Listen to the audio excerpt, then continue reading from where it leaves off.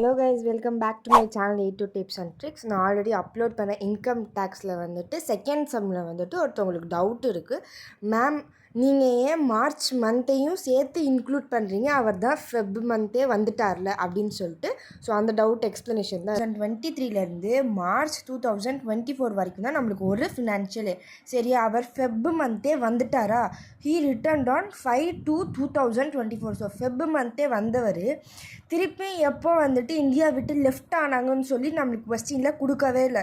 So நம்ம என்ன assume பண்ணுறோன்னா, ஃபெப் மந்த் வந்தவர் அப்படியே ஃபெப் மந்த்துக்கு அப்புறமா இருக்கிற எல்லா மந்த்துமே அவங்க இந்தியாவில் இருக்கிறாங்க அப்படின்னு சொல்லிட்டு நம்ம அசியூம் பண்ணுறோம். ஸோ ஃபெப் மந்த் வந்தனால ஃபெப் மந்தில் வந்துட்டு 29 டேஸா, ஸோ 5 வந்துட்டனால 4 டேஸை மட்டும் நம்ம மைனஸ் பண்ணி 25 டேஸ்ன்னு எழுதியிருக்கோம். ஸோ மார்ச்சில் வந்துட்டு 31 மார்ச் மந்த் ஃபுல் மந்த்தையுமே நம்ம இன்க்ளூட் பண்ணிக்கிறோம். அவ்வளோதான்.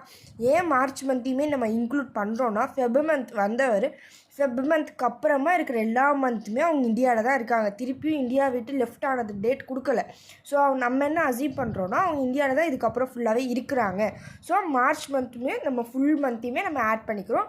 ஸோ எல்லாத்தையுமே ஆட் பண்ணால் நம்மளுக்கு 317 டேஸ். அவ்வளோதான். இப்போ உங்கள் டவுட் கிளியராக புரிஞ்சிருக்குன்னு நினைக்கிறேன். உங்களுக்கு வேறு என்ன டவுட்ஸ் இருக்கோ கமெண்ட் செக்ஷனில் கேளுங்க. நெக்ஸ்ட் வீடியோவில் அப்லோட் பண்ணுறேன். தேங்க்ஸ் ஃபார் வாட்சிங். Subscribe for more videos.